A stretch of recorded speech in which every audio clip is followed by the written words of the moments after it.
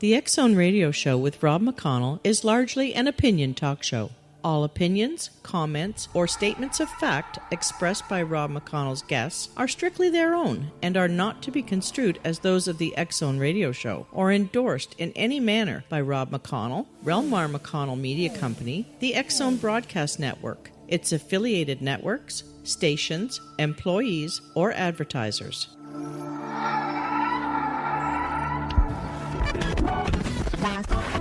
All Hit Radio.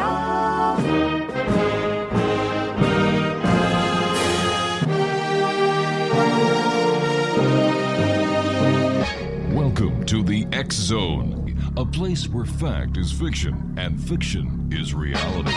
Now, here's your host, Rob McConnell.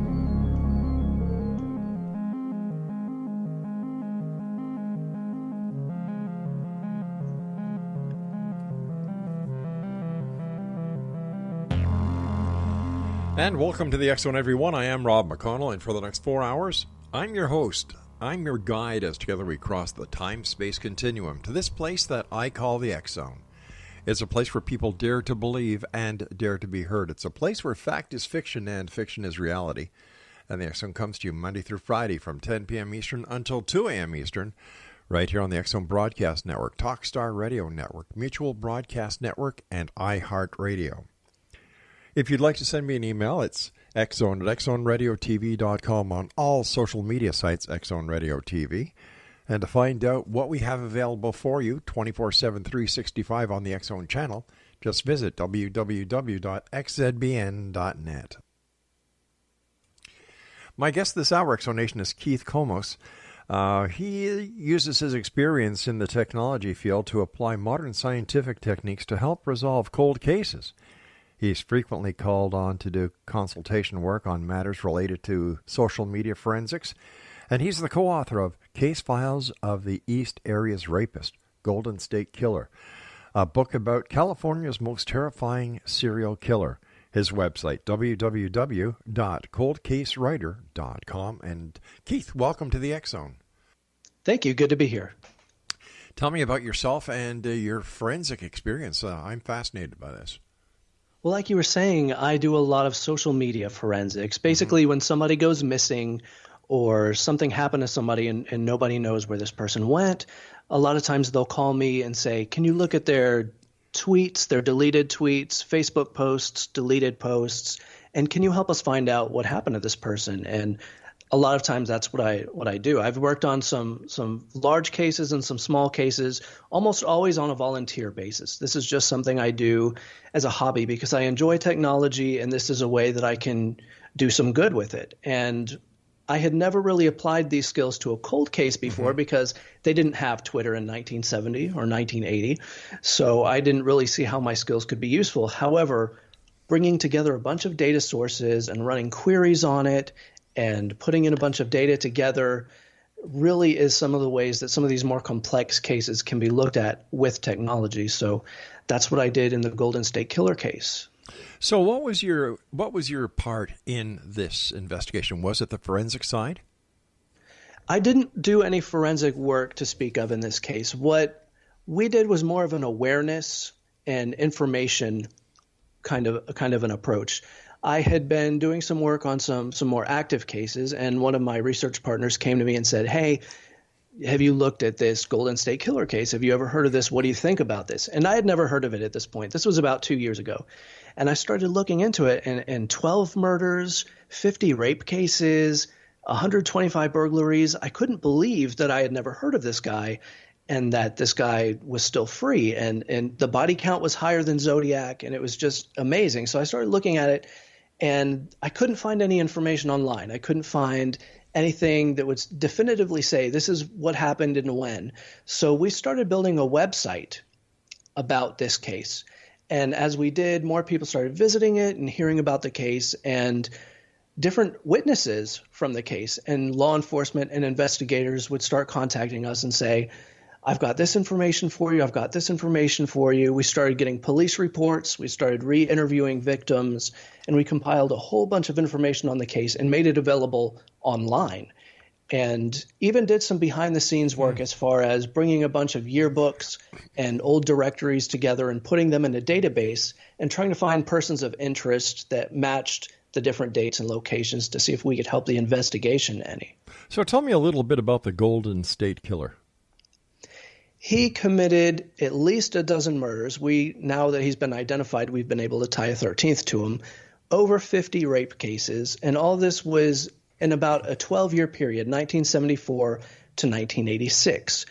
His attacks were terrifying. He was a home invasion rapist.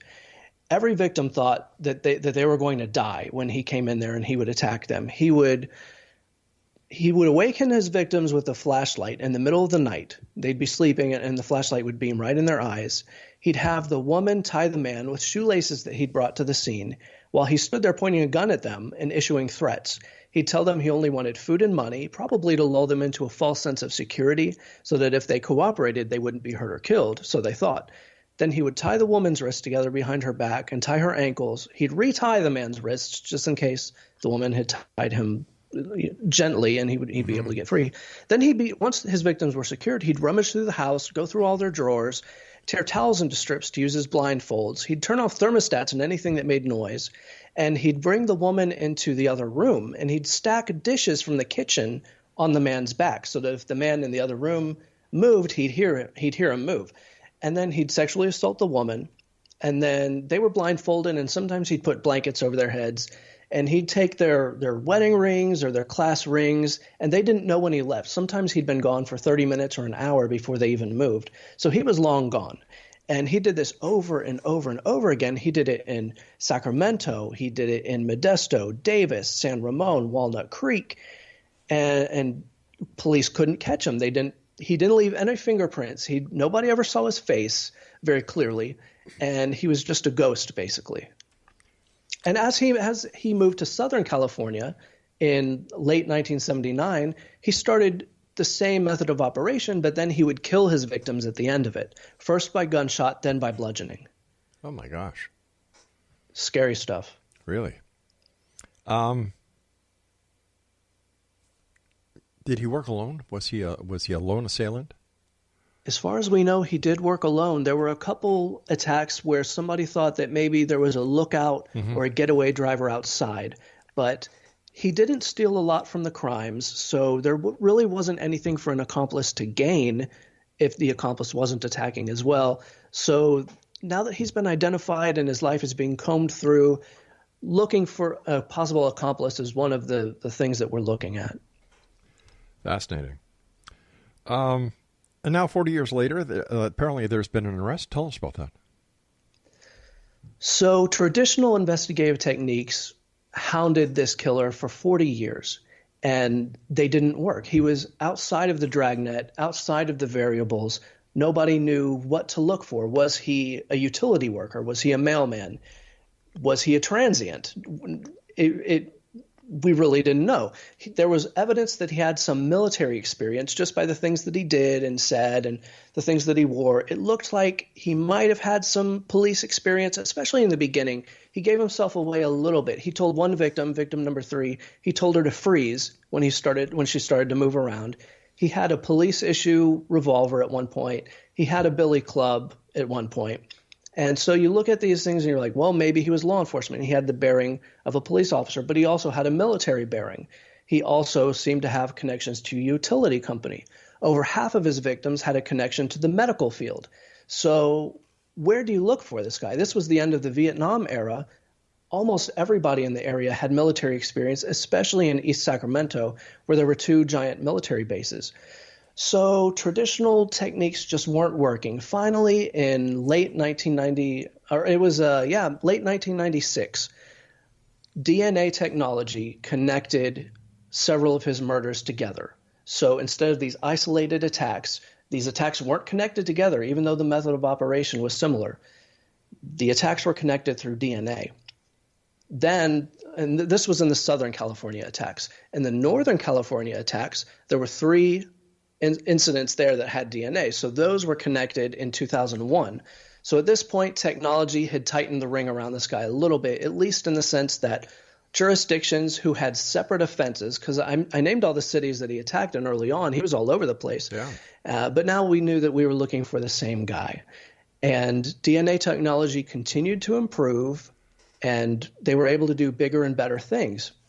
In the early 2000s, there was a proposition passed called Proposition 69 that would test death row inmates and people who had committed violent offenses. It would test their DNA against other DNA that was in databases and from cold cases that it hadn't been solved. Unfortunately, the killer wasn't on death row, so this didn't really generate anything, but it did set a precedent for this case using DNA in interesting ways to help the investigation. As time marched on, one of the investigators, his name is Paul Holes, he was at the end, he'd been working on this for 24 years. He was at the end of his career. He was retiring. He, among other investigators, thought, well, this is my last shot to do this.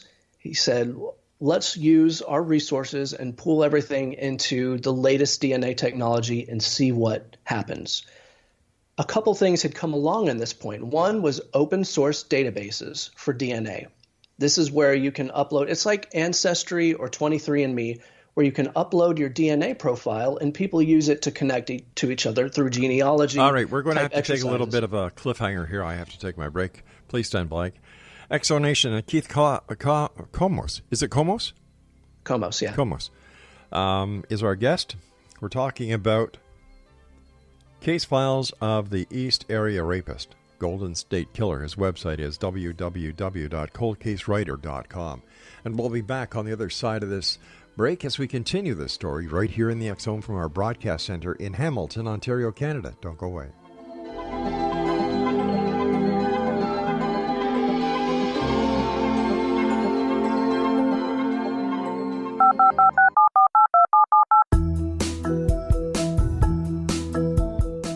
Did you know that when you're on the road with limited data or Wi-Fi, you can still listen to the X Zone radio show with Rob McConnell, The Science of Magic with Gwilda Wiyaka, X-1, Dimension X, Space Patrol, and every minute of the X Zone broadcast network by calling 213-401-0080, courtesy of Audio Now. No smartphone, app, or internet needed. It saves your data plan and it's free if you have unlimited minutes. Call 213-401-0080 to listen on any phone, anytime, anywhere. Remember 213-401-0080 for the best of the paranormal, parapsychology, and sci-fi radio programming anywhere, 24/7, 365.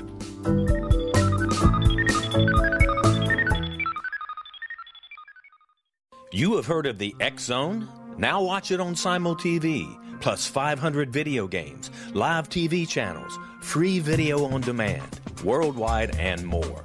Does this sound like tomorrow's television? Well, it is, but you can have it today, right now. It is Simul TV. Simul TV offers what the others only wish they could provide. 15 exclusive channels like X Zone, sci-fi, and horror. We are worldwide. No other provider offers that. 500 built-in video games. No need to have an extra expensive system. We have them included. Free video on demand.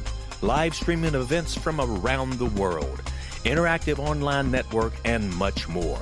Tomorrow's TV today. Simul TV. Sound too good to be true? Well, it's not.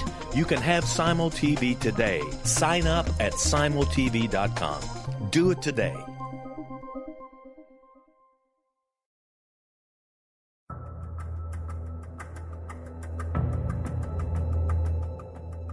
Modern Esoteric, Beyond Our Senses by Brad Olson, consummates the lifeology story about where humanity originates. It is the lost continents, the primitive wisdom, the mythos of creation, and the rethinking of ancient history as we are taught in academia. There is much more to the story than what we have been told. As this is the first book in the Esoteric series, Modern Esoteric starts at the beginning of time and accelerates up to this modern age. Future Esoteric is book 2 in the series and takes a forward-looking position ahead of today with an open and honest examination of the ET issue and various unexplained phenomena. To discover the writings of author Brad Olson, visit www.bradolson.com. That's www.bradolson.com.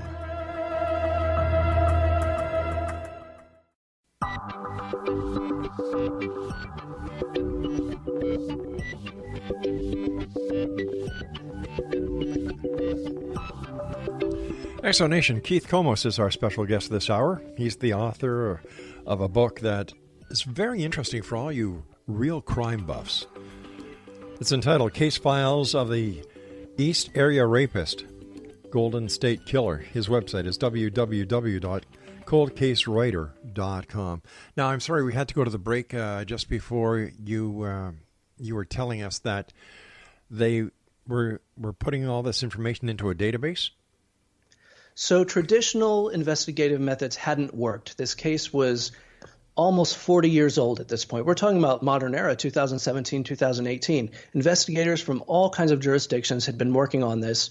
They'd been generating leads, going down different paths, and nothing had led to this offender. So technology had advanced to the point where they thought maybe this could be solved. They had this offender's DNA. Back when he was offending, DNA wasn't a thing. Forensic DNA wasn't in use. So he was careful about his fingerprints. He was careful about being seen, but he was not careful about DNA because how would he know that that would come along? So this was the one way that this offender could be identified without traditional investigation. So two things had happened recently. One is that open source genealogical DNA databases came into existence. These are just websites where people can upload their own DNA profile and do genealogical research or scientific research or something like that. Another thing is that familial DNA testing had come onto the scene. That means if you are a brother of somebody, you can get your DNA tested and it will tell you if you're somebody else's brother when you compare samples. So sample A and sample B are compared. You can tell if sample B is a brother or sister to sample A. This familial testing had advanced to the point where it could go all the way to fourth cousins. Wow. These are people who share great-great-great-grandparents, something like that. I forget if there's 3 or 4 greats. Either way, we're talking about over 100 years and a lot of people. We're all connected almost as far as fourth cousins go. So this is very powerful technology. What they did is they took this familial testing, this distant familial testing, and they applied it to these open source DNA databases. You don't need a warrant to do this. You don't need permission from 23andMe or Ancestry or any of these other places because this is an open database. So when they did this, they got several matches, which is exciting because now you're dealing with maybe 1,000 people as opposed to the entire state of California. So when time permitted, they whittled away at this. They excluded different people. Well, this person's a female. They can't be the person. This person is way, way, way too young. They would have been 10 years old at the first attack. So they did it, and they just kept working on it over a period of about maybe 6-8 months. And starting in about January or February, it started to really heat up, and they got a few really good suspects. I guess about 2 or 3 people had really bubbled to the top of the list. One guy looked really likely. He lived in Oregon, and they spent most of their time investigating him. They went and got a direct DNA sample, and this person was ruled out. So they thought, well, it must be one of these other guys. They started to research these people, and things started to fit with one of these suspects named Joseph D'Angelo. He had been in the Navy. He had been a police officer in 2 of the different jurisdictions that were hit, 2 of the main ones. So they thought, well, let's see what we can find on this guy. Let's maybe go get a direct DNA sample. On, I guess it was his second to last day of work, Paul Hulls, who I had mentioned earlier, who had spearheaded a lot of this research, went and he parked his car in front of Joseph D'Angelo's house. And he thought, well, do I go up and get a DNA sample? What do I do in this situation? Several times he had gone up to somebody's home and said, I'm here about an old case. Your name came up. I'd like to get a DNA sample just to exclude you. And he would do this, and sometimes the person would give a sample, sometimes they wouldn't, and then they'd go back and they'd get probable cause from a judge. Then they'd force a sample. Right. So he thought about doing this, and then part of his research had indicated that this guy owned multiple firearms. So he thought, well, I'm just not going to do that in this case. I mean, he had done it so many times before. He'd done it for persons of interest that I'd come up with. There was one that I came up with that he was really excited about. He and another agent went and got a sample directly almost the same day that I turned it in, and it didn't turn out to be the guy. But so he ended up not doing this, which is a great thing because this was the guy. Joseph D'Angelo ended up being a direct DNA match. Who knows what would have happened to Paul if he had gone to the door that day on his second to last day of work. It could have ended really poorly. So thank goodness they did do that. So they started following this guy. They got a DNA sample that he had discarded in a public place. They ran it. It was a match. They knew that they had found the East Area Rapist Golden State Killer. At that point, they switch into high gear. Overnight, they write an arrest warrant. It's about 40 pages. They had a judge sign it, and then they go and they plan an arrest. And some of the details are private about the arrest, but basically an officer came to his yard on a ruse, and then officers came behind him, grabbed him, put him in the car, and they took him to the jail. Once he was at the jail, they were able to interrogate him for about 7 hours. And not a lot's been released about that, but one officer told us that the interrogation was productive, whatever that means. After that, he hasn't really spoken to police, but that was how they identified this guy. It's brand new technology. It's cutting edge. It's to the point, when you look at fourth cousins, it's to the point where any serial killer who left DNA, any person who was unidentified who committed a crime and left this kind of evidence, it's possible that we may be able to track them down. The next case that they're looking at, not this particular group, but another group, they're looking at taking a partial DNA profile of the Zodiac killer. Right. And trying to identify him through that. And that would be another huge win for the justice system, like catching the Golden State Killer was. Did the Golden State Killer ever think he'd get caught? I don't think he did. He thought he was smarter than everyone. He committed so many crimes over such a long period of time, and nothing had happened. He was still living in one of the areas where he offended, Citrus Heights, which is an East Sacramento neighborhood. It's an East Sacramento area. He was still living just a few hundred feet away from some of his attacks. That's pretty brazen, but he was a brazen guy. He went on and he had a family. He's got 3 children. He's got a wife. He was living basically a normal life. He was working in Roseville, which isn't far away, for the past 20-something years. So I don't think he thought he would be caught. He even was bold enough to call victims. His last offense was in 1986, but he continued to call victims on the phone and threaten them and talk to them even after his crime spree ended, which obviously indicates that he's still alive. A smarter offender who is more afraid of being caught would have made law enforcement wonder, is this guy gone? What happened to this guy? But still living in the area, still, he put his name and his handwriting all over everything, all kinds of documents, even though he left handwriting at one scene accidentally. So so much time had passed since his last murder, 1986. What is that, 30 years? Yeah. 32 years? He thought he was home free. He's 72 years old now. He thought he'd gotten away with it, but technology caught up to him. How many different offenses was he charged with ultimately? He has formally been charged with, I guess, 12 murders at this point.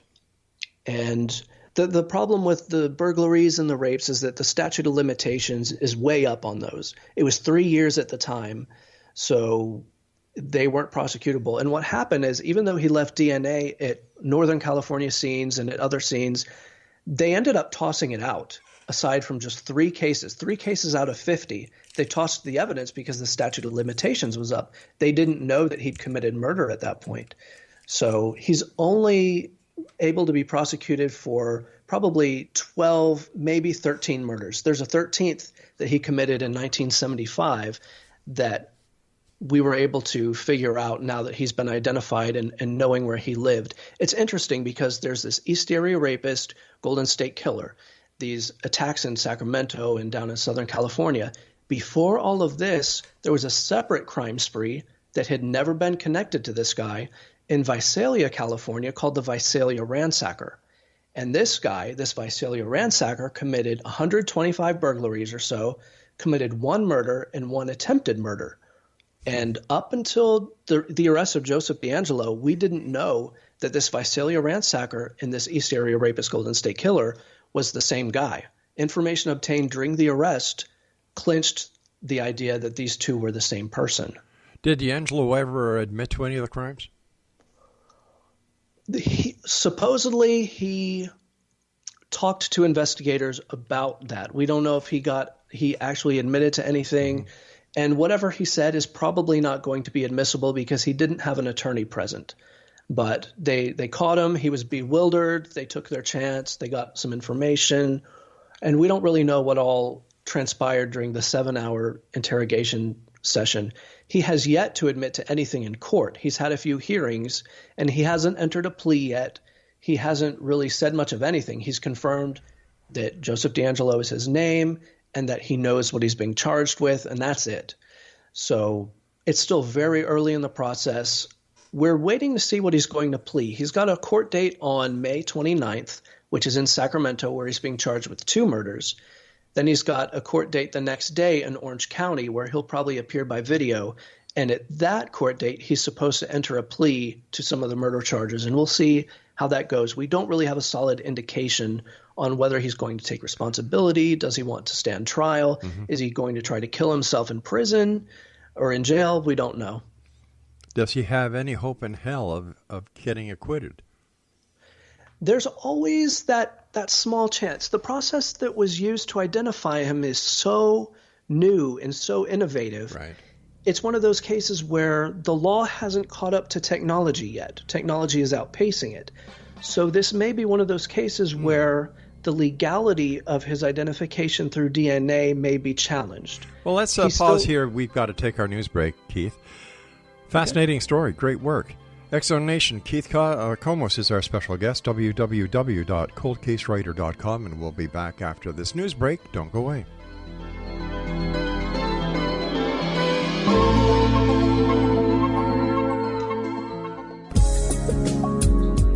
From our broadcast studios in Hamilton, Ontario, Canada, to the world and beyond, you're watching the X-Zone Broadcast Network, www.xzbn.net.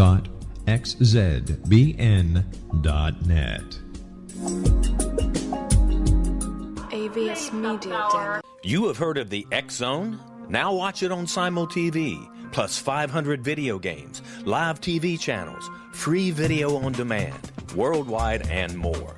Does this sound like tomorrow's television? Well, it is, but you can have it today, right now. It is Simul TV. Simul TV offers what the others only wish they could provide. 15 exclusive channels like X-Zone, Sci-Fi, and Horror. We are worldwide. No other provider offers that. 500 built-in video games. No need to have an extra expensive system. We have them included. Free video on demand. Live streaming events from around the world. Interactive online network, and much more. Tomorrow's TV today. Simul TV. Sound too good to be true? Well, it's not. You can have Simul TV today. Sign up at simultv.com. Do it today.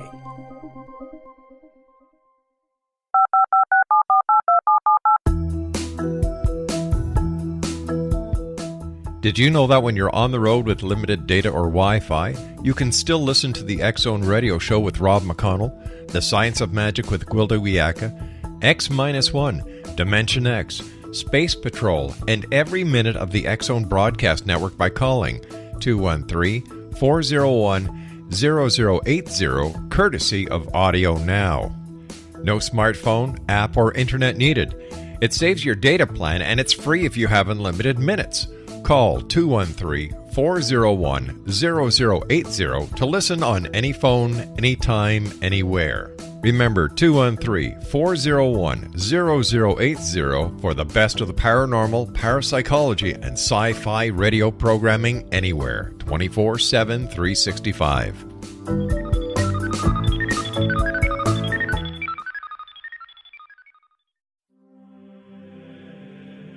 Rob McConnell here, presenting an overview for Nicholas Paul Jennings, author of a fascinating book, Amen. It presents facts revealed by Egyptologists, facts that enable us to understand why Amen is the beginning of creation of God. It provides recommendations for religious leaders of the major religions to unify their beliefs and teach the Word of God. Love one another. Amen informs people how mankind conceived God. It was the Egyptians that developed the concepts of a soul, a hereafter, and Son of God. And finally, after the worship of many gods, they conceived the belief in one universal God, the maker of all there is. For more information, visit www.futureofgodamen.com. That's www.futureofgodamen.com.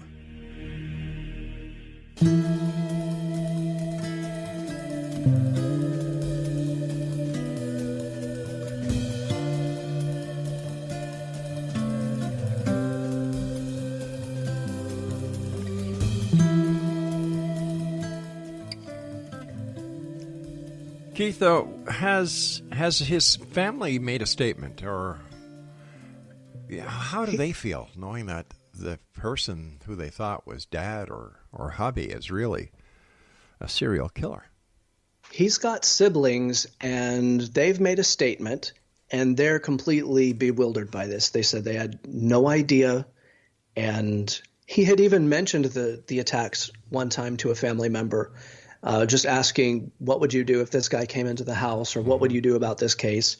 So, and they remember that tidbit, but other than that, they really had no idea. He was working as a police officer from 1976 through 1979 during the Sacramento East Area Rapist series. So he was actually working as a police officer while he was offending, and then he moved down to Contra Costa County and continued his offenses while working as a police officer up in Auburn near Sacramento.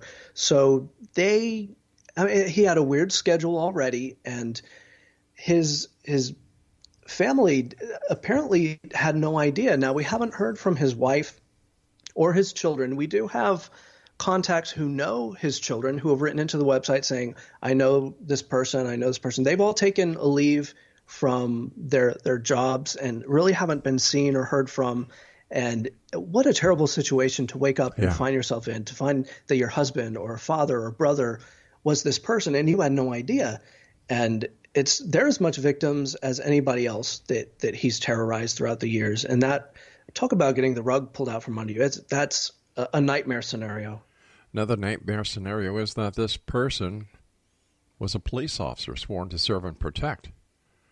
Right. What a disgrace to the badge for everything that stands for. He was also in the armed forces.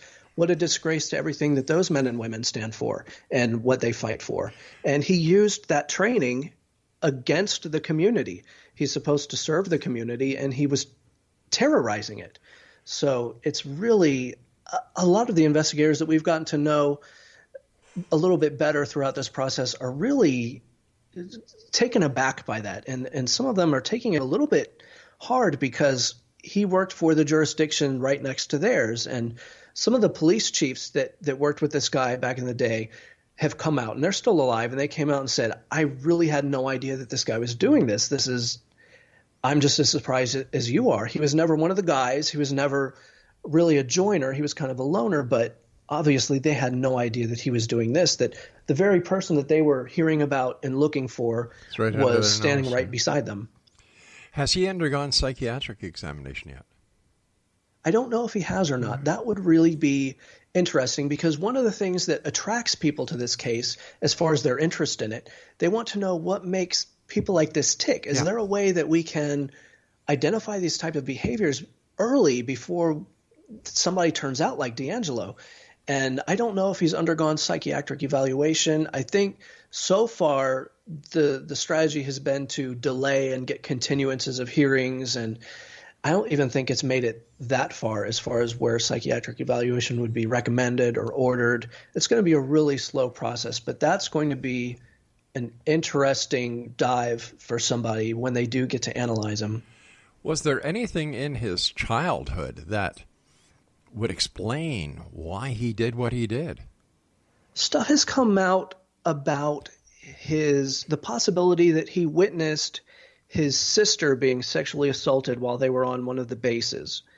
the military bases. And that hasn't been confirmed yet, but that would be a traumatic thing. Obviously, that happens to other people, sadly, and they never turn out like D'Angelo. But there has to be something in his past, either real or perceived, that made him that hurt him in some way, or created some sort of anger, or was some sort of environmental trigger for him to go down this path. It can't be explained by genetics, in the sense that there aren't as many of these types of people walking around as there would be if genetics was the only explanation. So there hasn't been anything real clear cut yet. We're still sort of unpacking all of the details of his life. And it's hard because we're talking about the 1960s, even the 1950s and 1970s. It's really hard to recreate that world. And so many of those witnesses have passed on, teachers and people who were with him in the military. More and more is coming out. So more will be revealed and discovered as time goes on. The scary part is that he was using his job as a police officer to target victims. He was, yeah. And that's just, wow. It's unbelievable. What was he doing in the Army?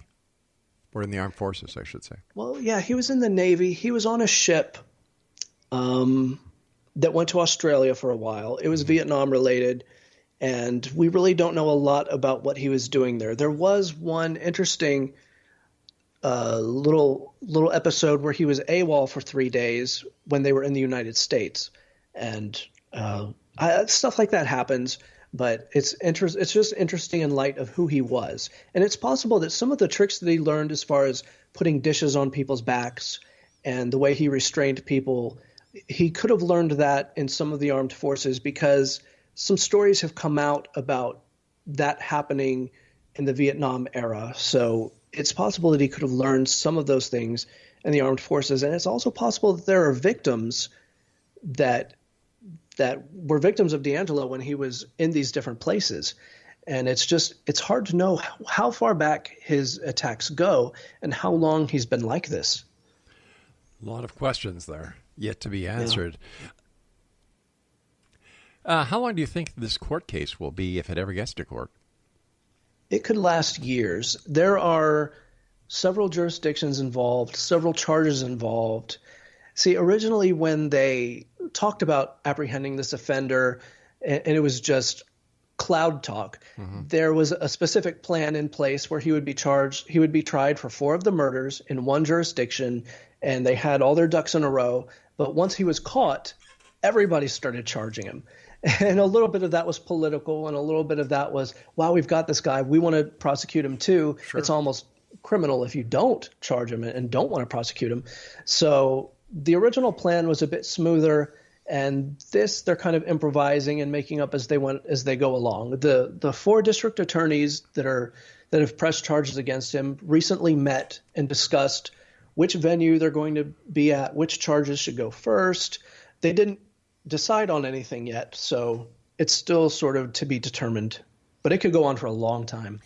Yeah, the case could go on, and this guy could just kick the bucket. Then what happens? Then at least we know who he was. Justice was served in the sense that he was identified, he was exposed. I'm not sure how much closure that actually brings somebody. I'm not even sure a conviction would bring closure to people, but at least the fear, the sense of fear that this phantom is out there and could still be out there and was still out there, at least that part of it is gone. It's sad that he wasn't caught earlier when he could be prosecuted and a life sentence could mean something. In your 70s, it's not nearly as traumatic as being locked up when you're 40. So he could die in prison. He could die in jail awaiting trial. He could kill himself. He's on suicide watch. Who knows what will happen? His psychology is interesting to the point where he's not going to take these charges the way that a normal person would. He doesn't feel fear the same way, obviously, because of the way he reacted in certain situations. So it's really interesting. They say that an offender like this thrives on control. And being in jail and being tried for murder is about the least control you'll ever have of your life. So it's just interesting to see how he'll mentally and physically react to this sort of situation. During his first hearing, which was right after he was captured, he appeared in a wheelchair and he appeared disoriented, and that was not the same guy that they had arrested. The guy that they had arrested, he was just riding his motorcycle down the highway at 90, 100 miles an hour. He was building a table in his driveway. He was an active, very active 72-year-old. So it's hard to say if he's physically and mentally deteriorating or if he's putting on an act to gain sympathy. We really don't know. It's only been a couple weeks or 2 or 3 weeks now, and so much has happened already. We'll just have to wait and see. Was there any bleeding heart public defender or his own defense attorney who tried to make bail? I don't think she was bold enough to try to make bail. One of the interesting strategies the public defender is employing, and I understand she's got to do her job to the best of her ability, and it's a terrible position to be in, but she's trying very hard to humanize him. In court, she's patting him, she's rubbing his shoulders, and people look at this and they're like, what is she doing? Well, it's a court strategy. She's really got very few cards to play. She's trying to humanize him, saying like, poor old grandpa doesn't know why he's here. That's sort of a defense. But it's a very difficult position to be in. She's so far been successful in delaying a few things.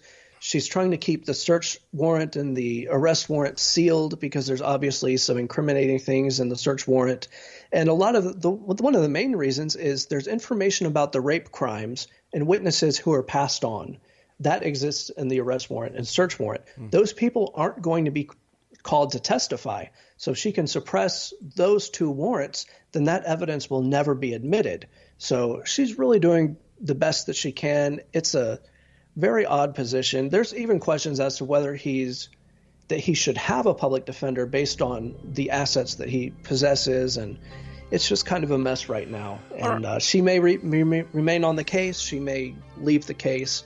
It's hard to say, but nothing much has happened yet as far as court goes. All right, Keith, stand by, my friend. You and I have to take our final break. Exo Nation, Keith Komos is our special guest. www.coldcasewriter.com, and we'll be back as we wrap up this hour here in the X Zone with yours truly, Rob McConnell, who still is suffering from his gosh darn summer cold, here from our broadcast center in Hamilton, Ontario, Canada. Don't go away.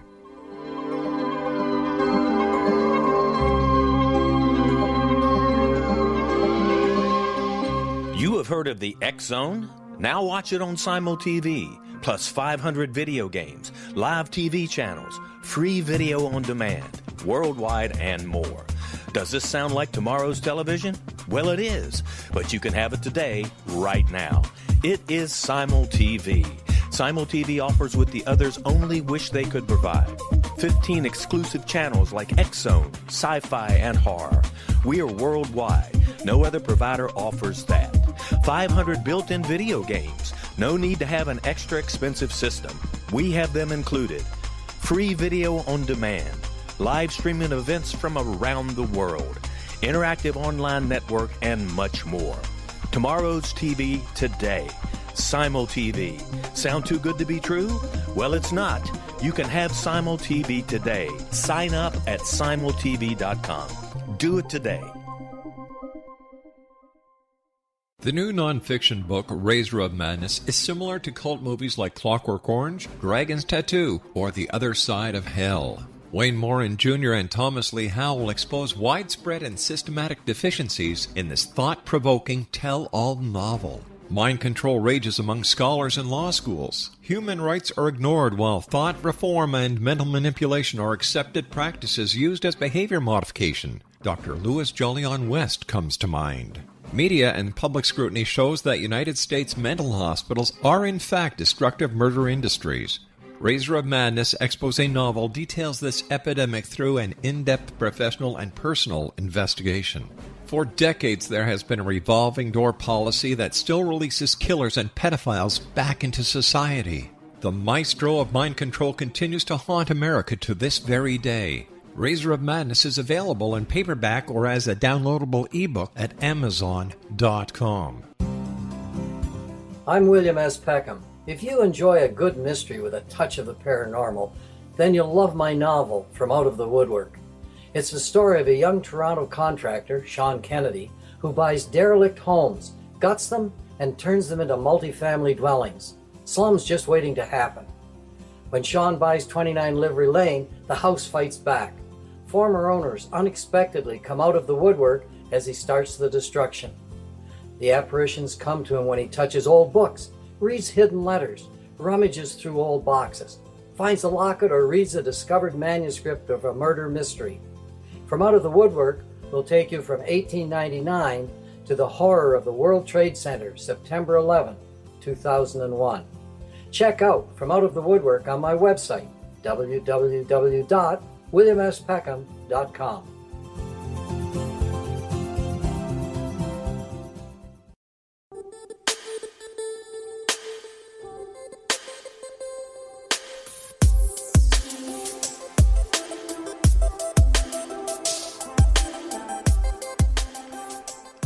Keith Komos is our special guest explanation. We're talking about Keith Komos, who wrote a book called Case Files of the East Area Rapist, Golden State Killer. His website is www.coldcasewriter.com.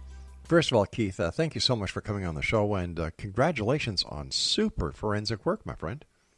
Well, thank you.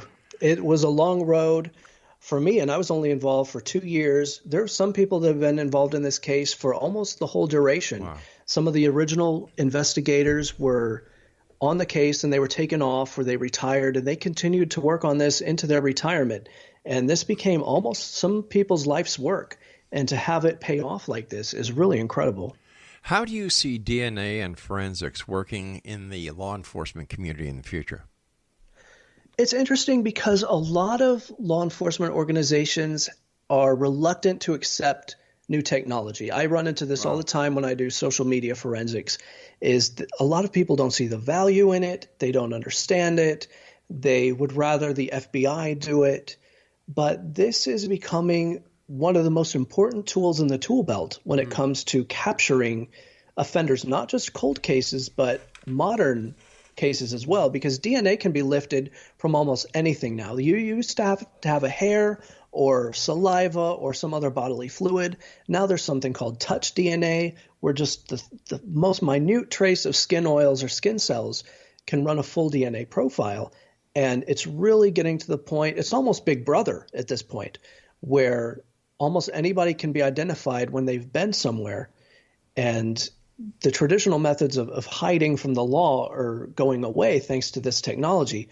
So rather than just the FBI and some of the bigger law enforcement organizations, I see a lot of smaller jurisdictions being able to access this type of technology. Maybe their labs aren't up to snuff, but other labs in other places in the state and country and other countries may be able to assist on more difficult cases. And it's expensive. It's hard to get the resources for this type of thing. This case was lucky in that it had a lot of publicity and that resources were easy to justify for the district attorneys. But this technology really is the future of crime solving. What are the comments that the DA are giving out? They're not saying much. The less they say, the better, actually, because anything that they say can harm their case or be used against them or be used in an appeal or a mistrial or something like that. There's one jurisdiction in particular, Orange County, who was originally sort of slated to attack this case and prosecute this guy when he was found. They actually issued a self-imposed gag order starting last summer because they had unbridled optimism that this thing would be solved thanks to advancing technology and all of the awareness that this case was getting. So they've been really good about not going out there and saying things that could jeopardize any sort of prosecution. When you do talk to them, it's mostly political and big picture stuff right now because they're just trying to say, we want to prosecute this guy. We've got evidence, sort of let us do our jobs. You know, the media can help and it can hinder. So they're trying to manage the outside forces more so than the inside. They've all got great investigators and great staff that can bring this thing home. They're trying to work the big picture stuff. You know, I'm a former cop up here in Canada, and up here we have CPIC, the Canadian Police Information Center, which is a lot like your NCIC down there. Is this information available to departments online, or is it do they have to go through the FBI and the chain of command, so to speak?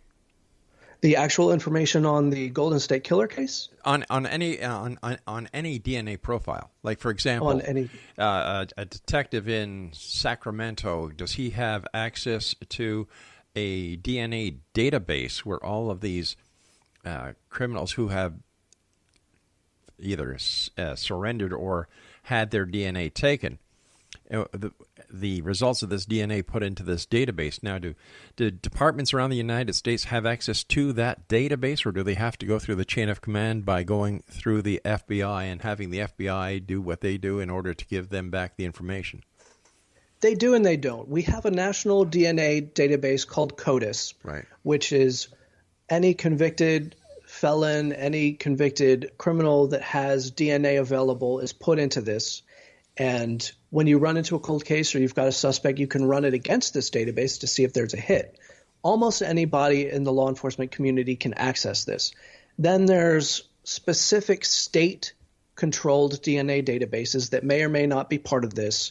And it does take a little bit of not asking for favors, but contacting people in other jurisdictions and going through some red tape to be able to run in these different databases. And then you've got cold cases in other jurisdictions that have their own profiles and their own labs that have DNA profiles on convicted killers or suspected killers and unidentified criminals that they have that's not really in any kind of database that they are running and checking themselves every once in a while. So there is an effort to nationalize a lot of this stuff. There's an effort to get more state databases online and to get all of this stuff put out there.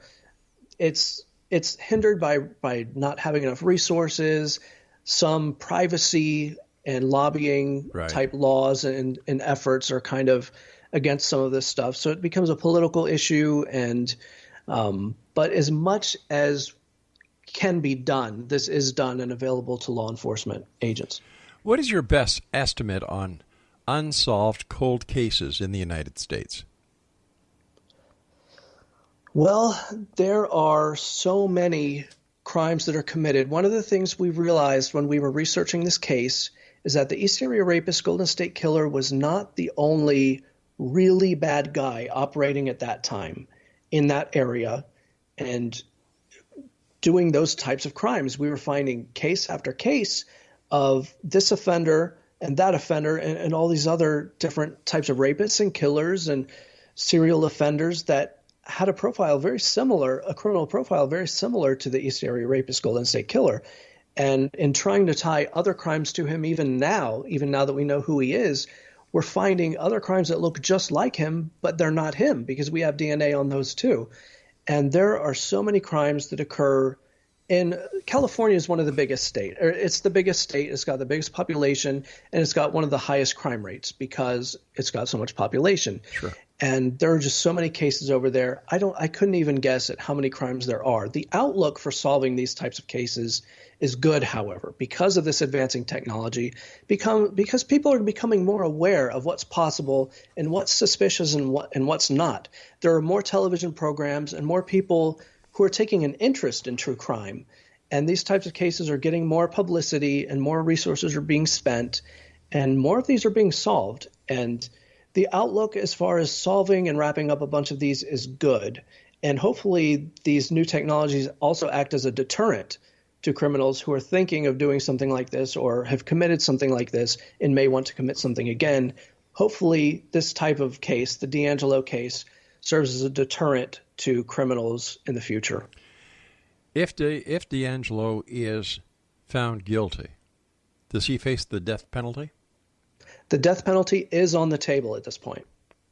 Now, California hasn't executed anybody since the early 2000s, but the death penalty still holds that possibility, and death row is worse than regular prison, so that is still being talked about. What are your final thoughts for tonight, Keith? First of all, thank you very much for coming on the show. I love the work that you've done. Congratulations. It's nice seeing the good guys getting the upper hand for a change. This was one of the biggest wins in the criminal justice system in history. This was one of the worst offenders, and he left no clues that were actionable. He left nothing that could trace back to himself, and he still got caught. There's hope for every type of cold case and every type of victim out there. This case is proof that miracles can happen and that law enforcement does not quit when it comes up against something that seems insolvable.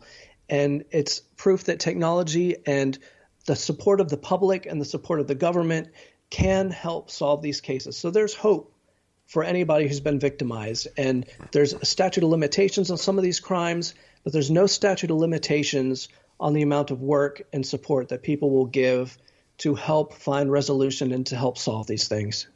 A bunch of dedicated cops working on this case made the difference, as well as some forensic people who have a lot of technical savvy like yourself. What are your final thoughts for the X-Zone Nation tonight? We've got about a minute. Well, one of the most important things to this case was that witnesses and victims kept advocating for it. When there's an injustice, it only becomes permanent if nothing is done. So cops, the public, people who support it, people who write about it, people who have any kind of skill at all. My skill is technology. How could that affect a cold case? Well, I'd put a website out there. Mm-hmm. Anybody can do anything to help move the wheels of justice in this. And the wheels of justice turn slowly in some cases, but they do still turn. We all need to be proactive. Right. Keith, thank you so much for joining us. Let our listeners know where they can get a copy of your book, and give your website out one more time. It's at Amazon.com and Barnes & Noble and all kinds of other online retailers. The website is coldcasewriter.com, and the book is Case Files of the East Area Rapist, Golden State Killer by Kat Winters and Keith Komos. Keith Komos, thank you very much for joining us, and I look forward to the next time you meet us back here in the X-Zone. Hopefully, I will not have a cold. I will do my best. Take care. Great Keith. to be here. Thanks. Nice talking to you, sir. X-Zone Nation, once again, Keith Komos has been our guest this hour. His website is www.coldcasewriter.com, and the name of his book, Cold Case Files of the East Area Rapist, Golden State Killer. I'll be back on the other side of this commercial break with the news at 6.5 minutes past the top of the hour as we continue here in the X-Zone from our broadcast center in Hamilton, Ontario, Canada. And you're listening to us on the X-Zone Broadcast Network, Talkstar Radio Network, Mutual Broadcast Network, and iHeartRadio. My name's Rob McConnell. I'll be back after the news.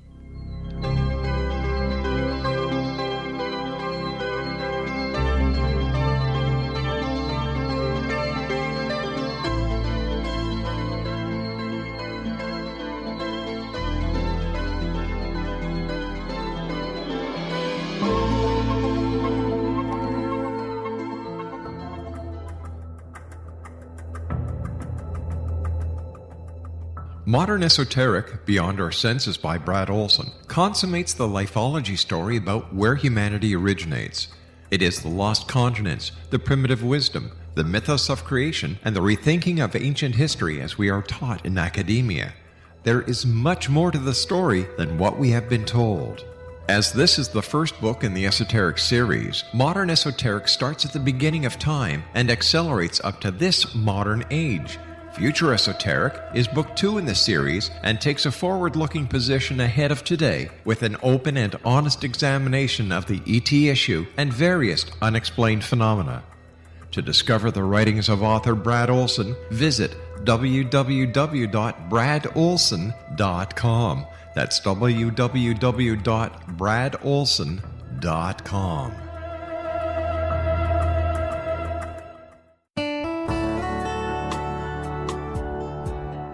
Are you or is someone you know struggling with addictions, depression, anxiety, relationships, low self-esteem, lack of confidence, grief, success, and prosperity?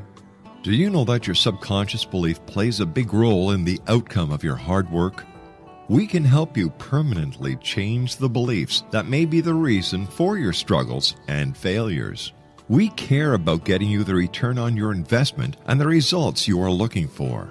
We can help you be free of the limitations of your past and in realizing your highest potential. We work with people by phone and Skype. For more information, visit us at www.ritasoman.com. That's www.ritasoman.com.